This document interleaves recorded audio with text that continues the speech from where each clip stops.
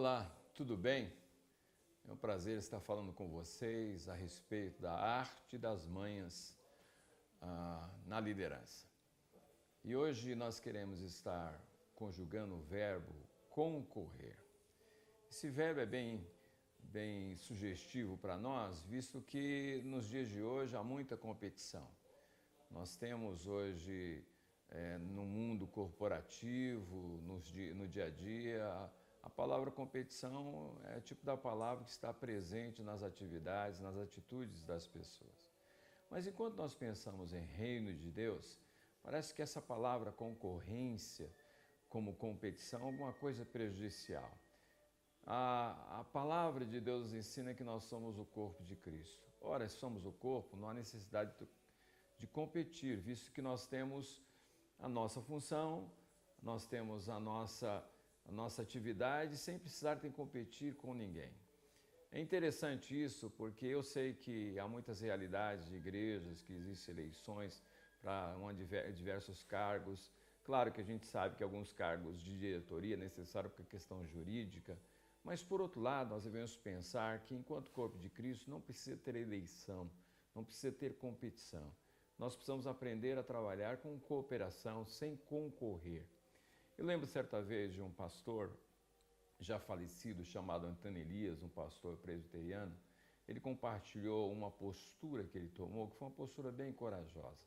Dizia ele que não iria concorrer a nenhuma função, a nenhum cargo ministerial. Isso é, ele não iria concorrer com ninguém, disputar com ninguém a respeito de ser pastor de uma igreja. Na verdade, por que é corajosa a postura dele? Por uma razão. Sempre quando existe possibilidades boas, existe concorrência e disputa. Geralmente, possibilidades ruins, não existe disputa. Então, ele estava assumindo uma postura de pegar aquilo que ninguém queria. E, de fato, uma postura corajosa. Parece que ele organizou a igreja presbiteriana em Ribeirão Preto, onde ninguém queria. A igreja foi estabelecida lá. Depois ele foi para Niterói, organizou a igreja presbiteriana Betânia, e deixou a igreja com mais de 900 membros, um local que também ninguém queria.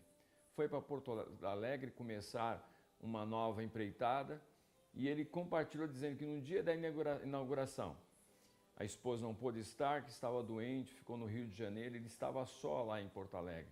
Distribuiu os convites para a inauguração, para todas as pessoas, para as autoridades, e no dia da inauguração não havia ninguém. Mas ele não desanimou.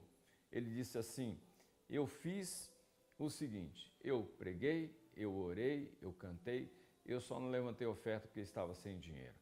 Ele fugiu da competição, porque ele sabia que Deus tinha um projeto e um propósito para ele. Então é bem interessante isso na igreja. Eu sei que existem muitas práticas de eleição de cargos, mas olha, se nós somos o corpo de Cristo, não há necessidade do pulmão